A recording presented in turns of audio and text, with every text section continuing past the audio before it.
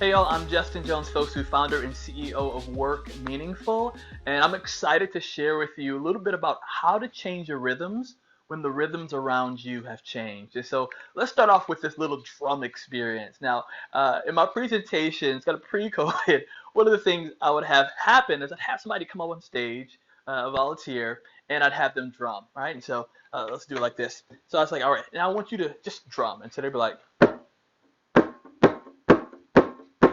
right? Okay, then I'm like, okay, now I want you to drum like you're drumming for someone that you passionately love.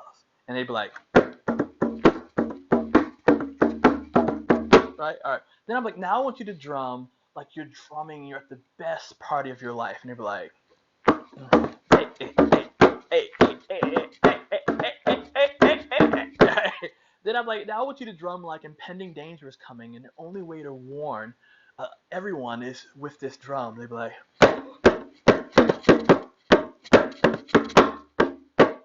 and what's interesting, no matter who's drumming, is that normally the beats are different.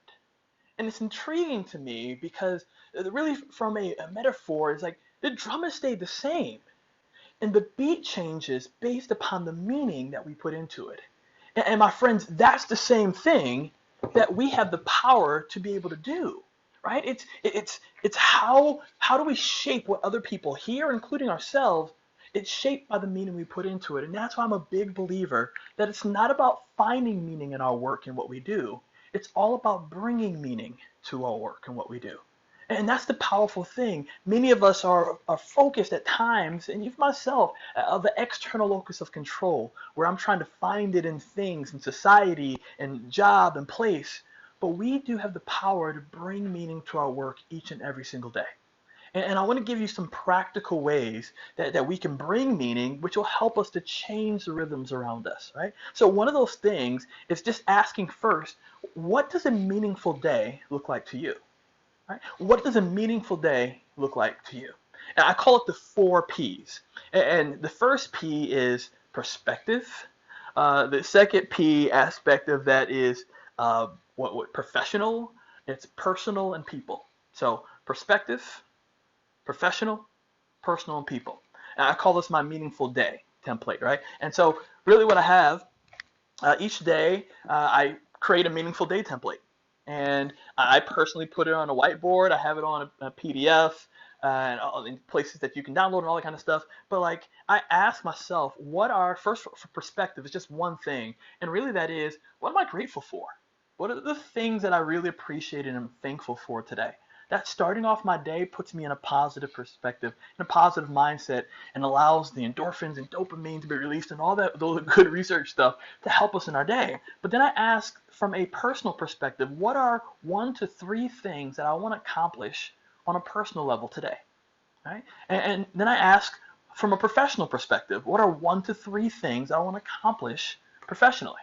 And this last but not least is from a people perspective. Right. What are 1 to 3 things that connect me with other people? All right. Whether, so let me give you some examples of that. So from a personal piece, exercise is super important to me. I know it doesn't look like it, right? But I love working out. And so that's like one of the things that's usually a staple in my personal. For professional, I focus on the focused frog, and I'll tell you a little bit about that because that's follow up next to how to change our rhythms, but where I focus and get super productive and make progress in things that matter. And for the people, one of the things I challenge myself every single day, which I'll also talk about, is the extravagant appreciation of how do I go out my way to celebrate people around me who have made a difference and or are making a difference because of the impact that it has. So the first thing is you have to identify, what does a meaningful day look like to you? And if you are able to accomplish one thing in each of those categories, if you're able to start off with a great perspective of something that you're appreciative of or grateful for, and you're able to go through personal, professional, and people, it really helps to shape how you engage each and every single day. That's a really great way. And say, hey, if you just accomplish one thing in each of those categories, it's already been a meaningful day. And so how do we do this? Now, one of the things that I think can help us in changing the rhythms is by taking more of an internal locus of control. And I've seen a lot of people, especially during this time, that they're so focused on productivity, which is amazing. Productivity is awesome. But sometimes we can be so busy, like, that we're not making progress in the things and areas that matter the most. It's almost like, have you ever seen people just going, but not going in the areas that matter? And so I want to give to you this focused frog. All right, so one of the things that I do Monday through Friday, I do a thing called a focused frog. And now this is a mixture of two different concepts. Brian Tracy, Goal Guru, wrote a book called Eat That Frog. Mark Twain, many years ago, if I could paraphrase, he said, if you eat a frog in the morning, everything else will go down easy, right? That's my horrible Mark Twain voice. But the challenge is doing the hardest, most challenging, daunting thing first. Right? That's the focused frog aspect. And that's the beauty when we challenge ourselves to do the hardest, most challenging, daunting thing first. But the way I do the focus piece is I actually get on a call. It's a peer-to-peer thing. And Focus 90 is one of my great friends, Marcy Radar. She does a call and gets people on it. But I've transitioned it to doing a peer-to-peer where I'm able to get on a call with one of my buddies, and we get on a call usually from 10 to 11, and we first start off, hey, what are we grateful for? What progress have we made? And then what is the hardest, most challenging, daunting thing that we want to focus on for the rest of that hour? And we're on a Zoom call, and then we turn off our cell phones, put on do not disturb, and we lock in and get laser focused. I'm actually creating this video on our Focus Frog time. And it allows us to then come back at 10:55, 5 minutes left, and share the progress. We share our screen, what we were able to accomplish, what did we do? Because it allows us, even if we just got that one thing done, to have made significant progress and build momentum for the day. This is one practical way that you can change your rhythm when the rhythms around you have changed. But not only from the Focus Frog perspective, but one of the things I mentioned from the people part of your meaningful data template is how do you celebrate people around you, right? What is your extravagant appreciation experience? And so I like to create what's called extravagant appreciation videos. And the reason I call it extravagant appreciation, because many times in my life growing up, it was just a simple thank you, right? But I was like, how do we go out our way to celebrate people around us who have made a difference, who we just want to highlight and let them know you're doing an awesome and amazing job? And so I personally do extravagant appreciation videos. There's so many different ways to do that. That could be a specialized phone call where you go out your way and let this person know how you feel. It could be a handwritten thank you note. It could be a gift, their favorite gift, a gift card to the local restaurant, whatever that is. But to challenge yourself to ask, how do I show extravagant appreciation to someone? And it could be a simple 60-second video. You have no idea the responses I've gotten back from people from some of those videos that they've just been like, thank you so much. Like, I needed that today, right? And guess what? There's two people who benefit from that. Not only do they benefit, but we actually benefit too. Because all that, we get the smiles, the joy of being able to actually contribute to someone else. And these are ways that we're able to change our rhythms because we're bringing meaning to what we do each and every single day. But not just that, the last thing that help us is to focus on progression over perfection. And I struggle with that. I call myself a recovering perfectionist, right? Now I'm trying to be a progressionist, right? But sometimes we can get so caught up into being perfect and getting everything right and to accomplishing the day exactly how we meant it, that we lose sight on focusing on the progress we actually made. Right? We could look at that in terms of, the glass half empty or half full. Like, no, don't ask me if the glass is half empty or half full. Why don't we fill the stupid glass back up, right? But that takes action, and that also takes focusing on progression.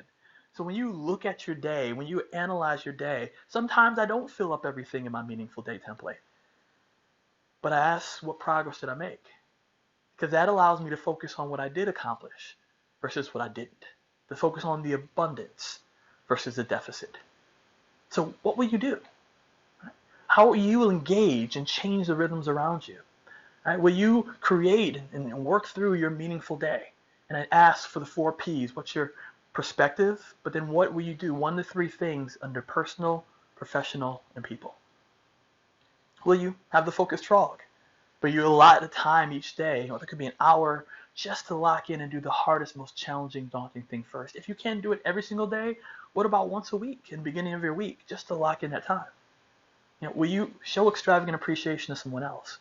These are all practical, research-based ways that allow us to bring meaning to what we do each and every single day.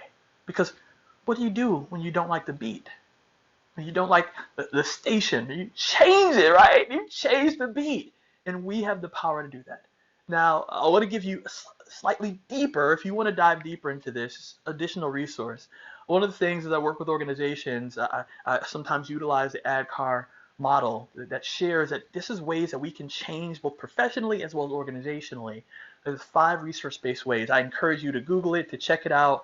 It's a really, really good book and resource that says we first need awareness of why we're changing, a desire. What's the desire? What new knowledge do we need to have? Do we have the ability, and how do we build those abilities? But last but not least, is how do we reinforce those changes? So if you want to dive even deeper in terms of how do you change your rhythms when the rhythms around you have changed in a proactive nature, check out AdCar. So with all that being said, stay connected with me. I'm at I Work Meaningful at all these places, and I'd love to help you consistently change your rhythms when the rhythms around you have changed. Thank you so much, y'all. And remember, make your beat. I'll talk to you soon. Bye.